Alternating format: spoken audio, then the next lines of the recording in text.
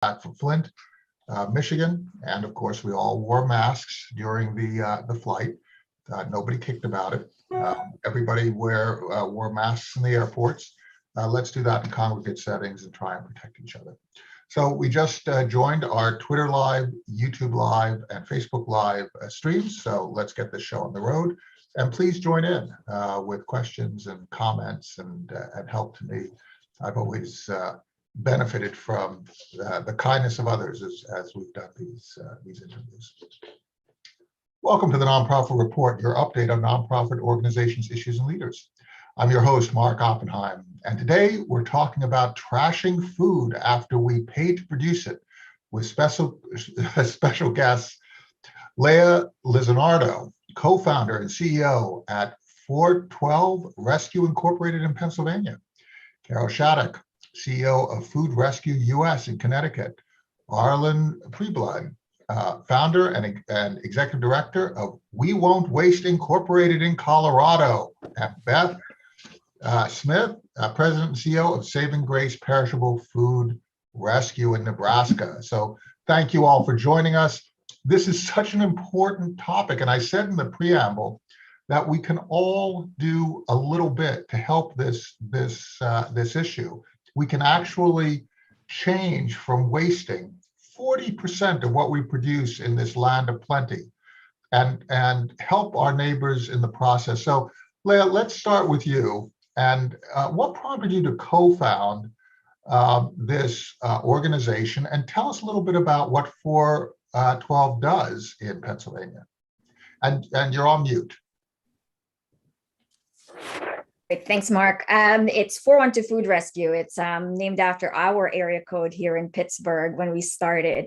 And what prompted me really to, co-found this organization is, like you said, it's all the surplus in the land of plenty. I am an immigrant. I immigrated in my adulthood, a first-generation immigrant, and when I was growing up in the Philippines, I would see, of course, all of the movies and all of the articles and beautiful pictures of America, right? And so I've always wanted to, understand how it is to live in a country that is so different from where I grew up.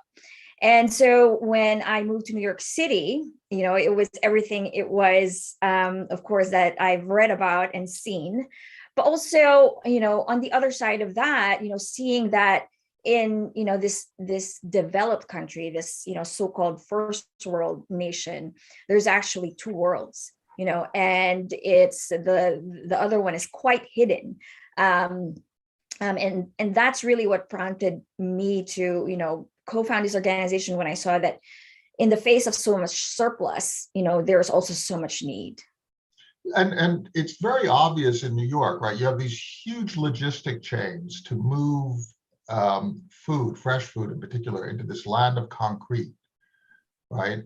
And then you then later on see so much of it thrown away in refuse. Carol, what prompts you to be working on food rescue in Connecticut?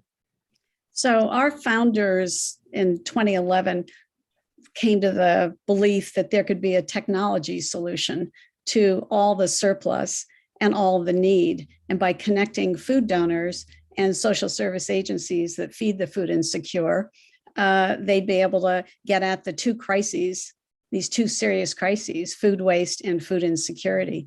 So they created one of the first, if not the first apps in the food recovery space to do just that. But they started small, and we've grown very, very significantly over the years. But me personally, I actually grew up living all over the world. So like Leah, I saw a lot in a number of countries where there was so much need. And then you come back to our country and there's so much need here when there 40 million plus people now who are food insecure. So for me, it's just such a basic need.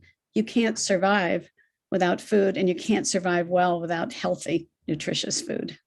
And Arlan, you in the center of the country, nobody thinks of Colorado as a place where food is wasted, nor where there is that need. But that actually belies the reality, doesn't it? It certainly does. And I started this back in 2008 when we were in the recession. And I had practiced law for a good number of years prior to that. And I didn't want to fight that recession in the practice of law, but I wanted to do something else. So I hung up my shield and I began to look. And as a foodie, my wife and I were out many nights at restaurants. And I began to talk to people that owned them and the chefs. And I said, what do you do with the food at the end of the night that you don't sell? You know, you have 3 pans of lasagna that didn't make it out. And they generally said that they had to throw it away because they had not found a way that they could distribute it. And I talked over a period of months. I said, well, if I could take this food from you and distribute it to nonprofit agencies, would you donate it? And they absolutely said yes, because as all of us know, chefs and cooks hate to throw food away. I then went back to the agencies that I had volunteered at, and they were struggling as well because money was drying up. They still had to support their clients. I said, if I could deliver food to you that was fresh and wholesome, would you take it? And they overwhelmingly said yes. So that began about a 6-month process where I put together a plan, looked at all what I thought would be barriers to doing this.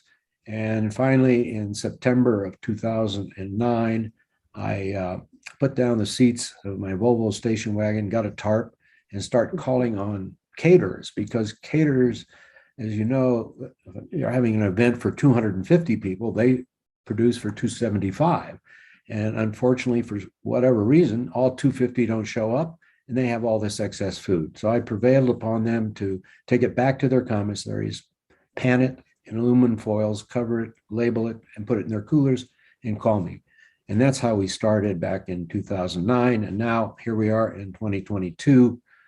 We have 4 refrigerated trucks. We have an 11,500 square foot distribution center with cooler space and frozen food space.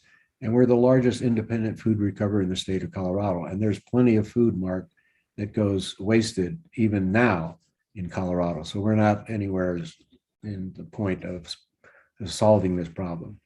And Beth, this story isn't unfamiliar to you. You live in the land of plenty, right? You live in a place where Nebraska is famous for agriculture, for not being particularly densely populated, but the need is there as intense as in New York, right? I mean, it's just everywhere, isn't it?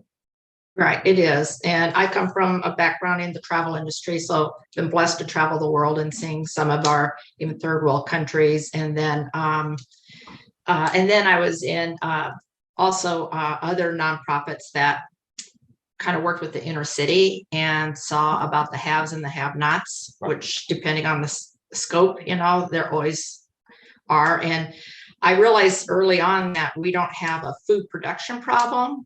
We have an equitable food distribution problem, and what can we do for that?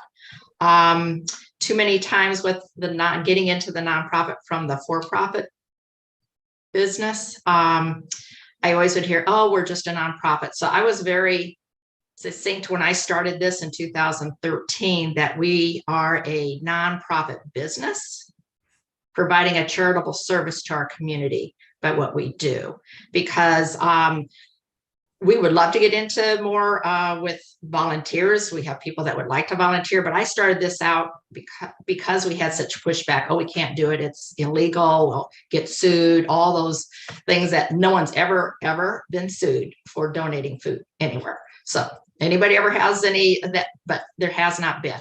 You know, we have the Good Samaritan Act that covers that anyway.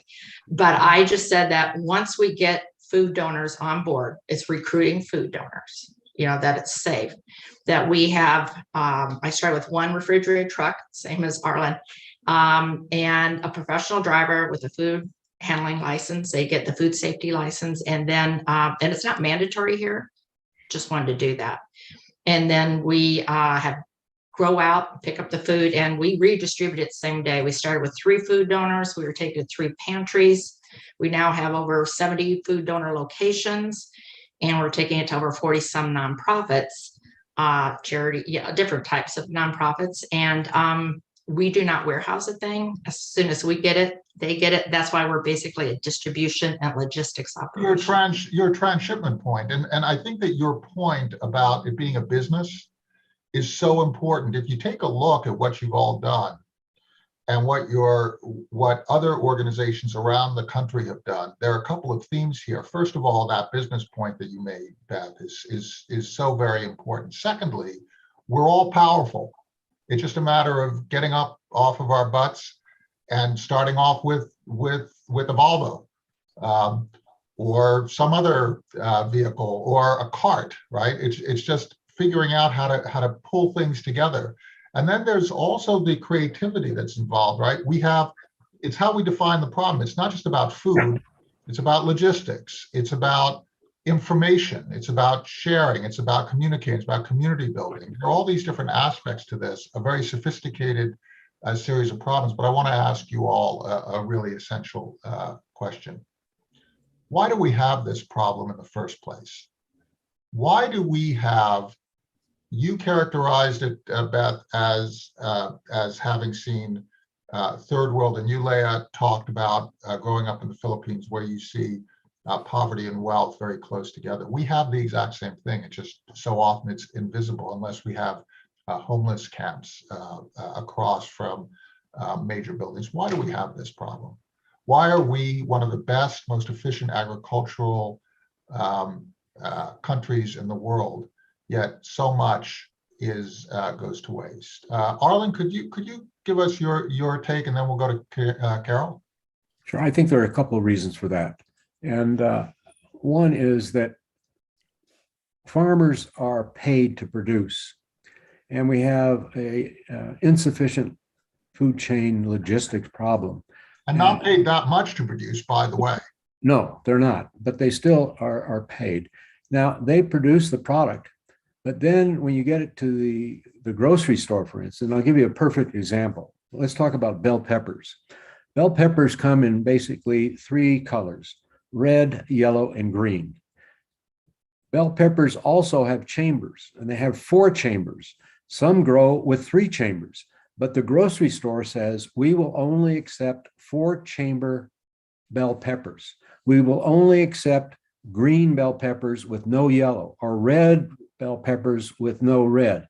Those that have red, those that have 3-chamber, we work with a distributor, landfill. Well, until we got to that point, we used to, they would throw away all those good bell peppers because and when I make gumbo, I do examine the little cut up pieces of pepper to see whether it came from a. Well, I want you not only to examine them, Mark, I want you to taste a 3-chamber bell pepper and a 4-chamber bell pepper. They taste the same. The same thing is true about the crooked carrot. A crooked carrot cut up tastes the same as a straight carrot, but the end users, you and I, and the people that shop at the grocery stores, they look at a crooked bell pepper or a off-color bell pepper, and they won't buy it. It's the same thing you and I talked about by the 3 sell by, use by, and best buy. Those are fictitious. Those are marketing ploys that enable grocery stores to push upon the general public. You need to buy this with 5 days left, not 3 days. Well, the wholesaler that has product that has 3 days left, the grocery stores won't take that. We get that and we distribute it to other people. So there are just several examples of why we have this excess product line. Carol, what's your take on this? And I love the idea that you were founded by people out of the information industry, because it's a totally different cut on this. What's your take? Is there an information deficit and an education deficit that we all suffer from that has this effect, or are there other elements that explain this? So I think, first of all, in America, we're used to plenty. We're a food culture of plenty. We like variety. We like to have choices. The manufacturers, give us more choices than we could possibly ever, wrap our head around. So we're accustomed to that on the one hand. And then speaking a bit to what Arlan just said, we also expect quality.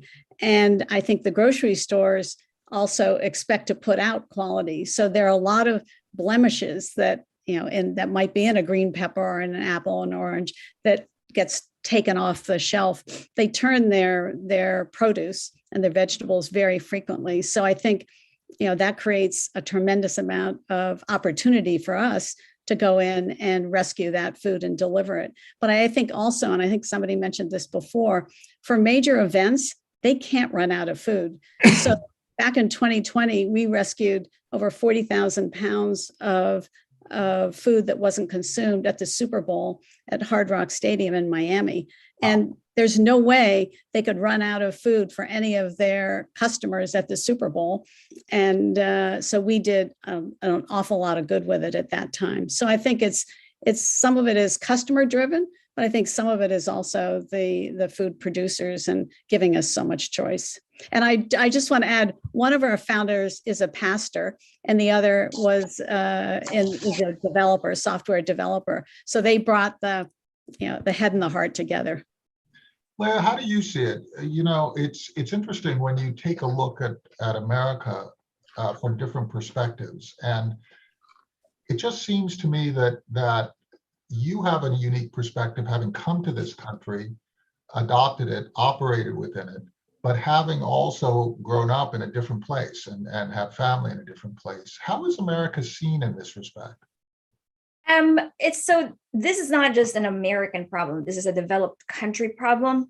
And then in developing countries, it's, the food waste, the food loss happens earlier in the supply chain because they don't have the technology that we have in terms of refrigeration to actually preserve food, well enough to actually reach the consumer.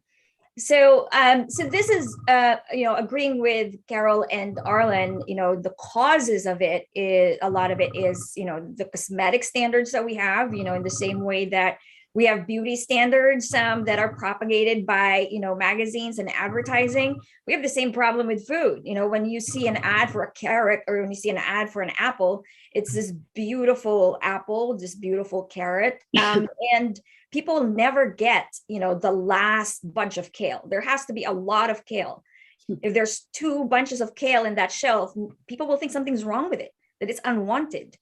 So those are, and then the date labeling standards are completely confusing in our country. So, but then again, on the other side of that, when we have gathered all of this food and when we know that all of this food exists, this food has no value, to many people.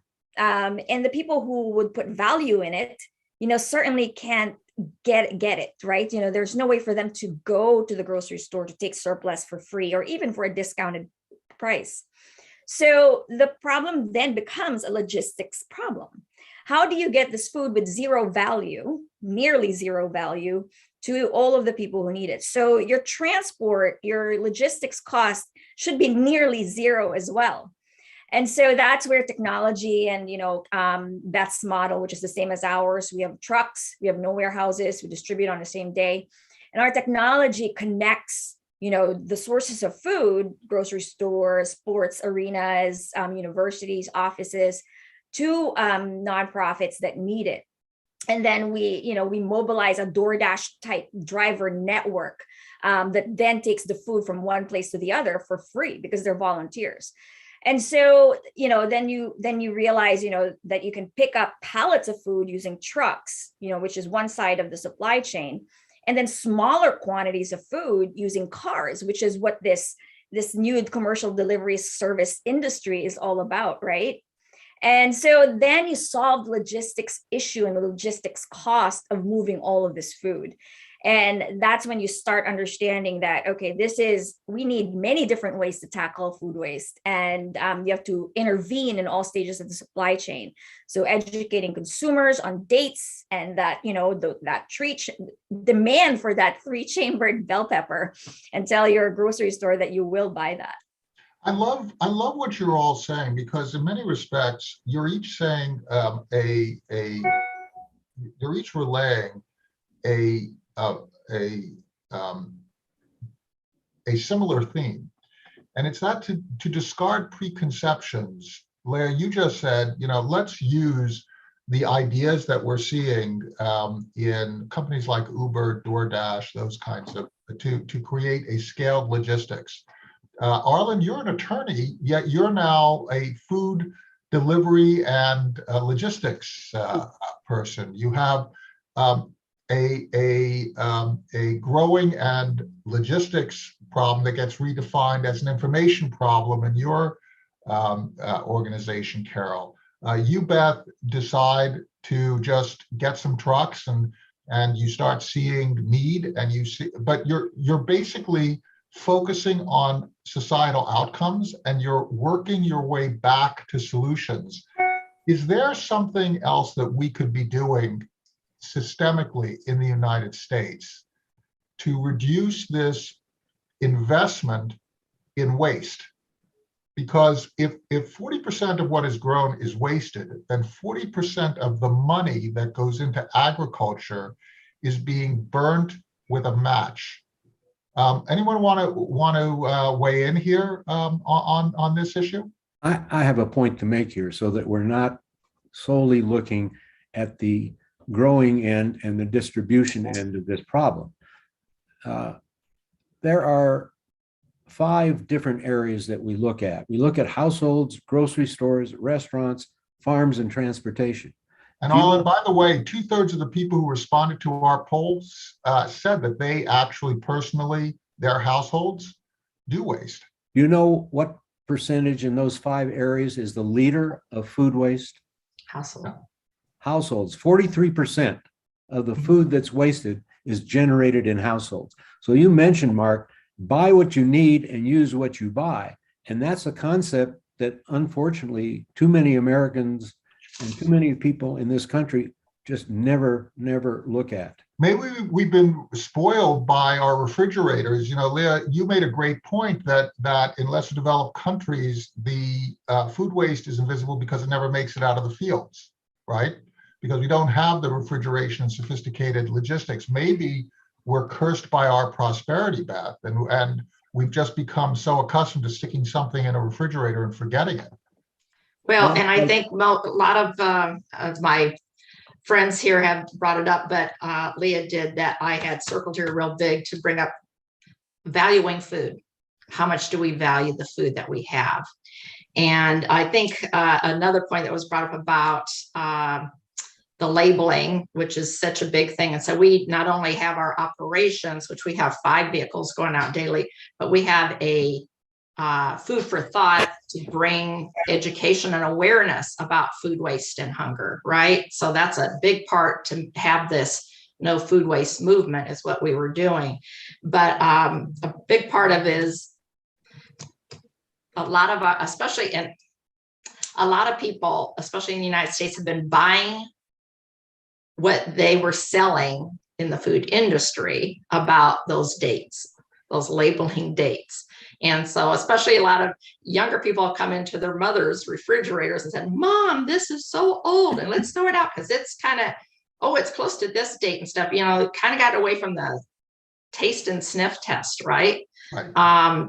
And I think other than baby formula, most of those things are not, none of those are mandated. It is a marketing ploy. And so just all of us getting out there and putting this out there, letting them know this a lot more, it will really help it. The other thing that we've been trying to do, and one of my board members brought this up, because we're all talking about food waste. Mm-hmm. It's the narrative of wasted food or food waste. We capture wasted food. Food waste, we work with our partners about composting, because either way, what's edible and what isn't edible, and kind of putting out this whole narrative out there, because there is a big difference in the two. We do not transport trash, but none of it should be going in our landfill. Because everybody thinks that, you know, hey, this head of lettuce goes into a landfill. Do you know how long that could take to decompose? It could take up to 20 years, and it's sending off methane gas. So, you know, we're all into, I think we're going to really start with our nourishing people and nourishing the planet by what we're doing with this. I'd like to also talk a little bit about the connection with packaging, right? We're very sensitive today to pollution and so on. And with, for example, when we throw away yogurt, when we throw away milk, there's a carton. there's packaging that goes in with that. And so by reducing food waste, we're actually also reducing our environmental footprint. Arlan, you wanted to say something? Well, take the example of a household, two people, and one decides, let's have steak for dinner tonight. So they go to the grocery store and they look in the meat department and they pick out a package that contains 3 steaks. They take those home, they cook 2, the third steak they wrap up and put into the freezer and don't think about it. Forget Off about they it. go. 2 weeks later, the other party says, well, let's have steak again. And what happens is they go to the store, they buy a package of 3 more steaks. They eat 2. Now they have 2 in the refrigerator, never thinking to take those and put those Right. to use. So there's the waste there and the packaging that you talk about, Matt. It's the curse of prosperity. We're asking a question. I'd like to have your answer to this. The question that we're asking right now is, should America freely distribute the large amount of food that would otherwise be wasted? There's an issue there. Our economic system that's grown up around agriculture is really about figuring out how to sell each product at the highest possible price. So the prettiest vegetable, the prettiest bell pepper with 4 chambers, without any hint of another color in it, is going to sell at the highest possible price. And at a certain point, when the price can't be achieved, that's moved into waste. And so 40% of this has to do with how we actually sell food, how that economic system works. How do we change that in a way that preserves what is good about that system, while eliminating some of the downstream harmful effects with 40% food waste? I mean, we can talk about our personal activities, but there's also a systemic issue in terms of how, and it ties back to what you said, Arlan, in terms of how we market, sell, distribute, the whole sales chain. Carol, since you're in part in the information business, how do we deal with that? Well, I think as Beth was saying, it really comes down to how we value food.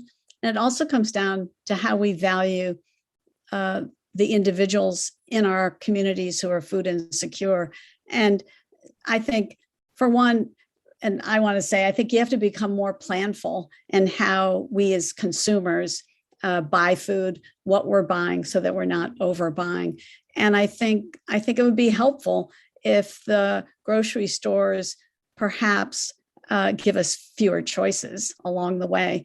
But I think there are just too many people who have too much need, and we have to connect all this excess to them. And that's what we all are doing. Is a lot of this just about us individually being more thoughtful? I think that's a lot of it. Making personal choices. Leah, do you think that that's part of it, is that we just really need to just sort of think a little bit? Well, I think that's one of the reasons. And it's I kind of, as a previous, marketer, I used to work in consumer goods. It's a chicken or egg question here. We have been conditioned, Right. to want these things. Before I worked in food waste, I was one of those that reached in the back of the milk shelf, and get the ones that I thought was going to expire later. And so it's a lot about being conditioned throughout many years, to desire these things. And it will take a lot to move that. There was a campaign by the Ad Council a few years ago, Save the Food, where it started to kind of this what I call deprogramming. But it's not quite so easy. And so, in the meantime, we have to do something about, the food that is going to waste. I mean, the education that is required to do this, just think about recycling. We've been trying to educate on recycling for so long, and the numbers are astounding. We're still in the single digits, really. So it's hard to move habits that have been inculcated for so long. And, we have to tackle it from many different directions. I think there's also a dose of common sense. Jellen Walker just contributed a question, and we'll close on that. She said, how would somebody who has an event and ends up with 2 lasagna pans of food, right? And they go to the local shelter, and the shelter says, well, we can't accept that because we don't know where it's been. We don't know if it's any good or whatever. And obviously it was just supplied. It was just used that evening. You bring it to a shelter. I think that there's a lot about personal responsibility, common sense, trying to do the right thing, that is part of this. And you've all done that, and your teams have done that in your own way. I'd just like to thank you all. Leah Lizarondo, co-founder and CEO of 412 Rescue Incorporated in Pennsylvania. Carol Shattuck, CEO of Food Rescue US in Connecticut. Arlan, Preblud, founder and executive director of WeDontWaste Incorporated in Colorado. And Beth Ostick Smith, president and CEO of Saving Grace Perishable Food Rescue in Nebraska. You've all really helped us to understand this issue. Thank you so much. Thank your people. Thank your professionals. Thank your board members, your funders for the great work that you do. And stay safe. Thank you for the opportunity, Mark.